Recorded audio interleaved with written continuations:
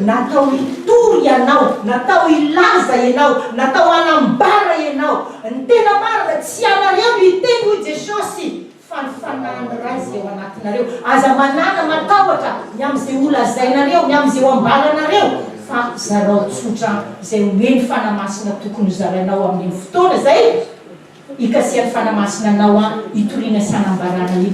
Dia tena averiko amintsika eto zany lesaka izany hoe natao vavolombelon Jesosy isika, natao anambarana Jesosy isika. Tsy mety ny kristianina tsy mijoro vavolombelon Jesosy raha efatra taona ianao zay tsy ary nitory an Jesosy tamin'ny olona manongo ny tenanao samia manongo zao. Zay rehetra tsy nilaza an Jesosy tamin'ny olona, za tsy miteny hoe tsy nidera an Jesosy teto amin'ny toerana ity, fa zay tsy nitory an Jesosy tamin'ny olona nandritry ny efatra taona samia manongo ny tena. Roa taona mbola tsongoy ny tenanao, eri taona tsongoy ny tenanao, dimy volana samia manongo mafy ny tenany. Kristianina marary, kristianina marary, ny kristianina tsy manambara ny fitiavan'Andriamanitra amin'ny hafa, tsy manambara ny Jesosy amin'ny hafa, tsy mitory an Jesosy amin'ny hafa, tsy mitory ny fanjakan'Andriamanitra amin'ny hafa. Kristianina marary. Tsika rehetra mameno hoe kristianina marary, kristianina marary, kristianina marary, kristianina marary. Ny kristianina tsy mitory an Jesosy. Hoy Jesosy hoe nahazo maimaim-poana ianao a dia mandehana mitoriny maimaim-poana, mizara maimaim-poana.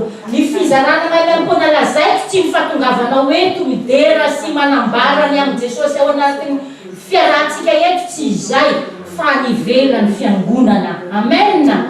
Dia natao isika anambara an Jesosy, hitory an Jesosy, anambara ny fisiny famonjena ao amin'ny Jesosy, ny fisiny lanitra amin'ny olona zay tsy mahafantatra an'izany. Tsy natao hoe mpitory-teny be ianao akory, fa ny fomba rehetra mivavamin'Andriamanitra hoe fahendrena eo tolo-tsaina tariwa aza vela tafandro mandra ahafahako milazanao Jesosy amin'ny olona. Amen. Izany ny antony havelomantsika ety an-tany io. Tsy hoe hiasa fofotra be fotsiny dia hiferikana sy hijalona sendra misy ny aby. Tsia, fa natohina ady. Ny antony amelan'Andriamanitra atsika ety dia ny atonga atsika mbola hiresaka an'izany Jesosy zany amin'ny hafa. Amen. Izay ny antony havelomako. Samy teny hoe ny antony havelomako dia ny anambaran Jesosy.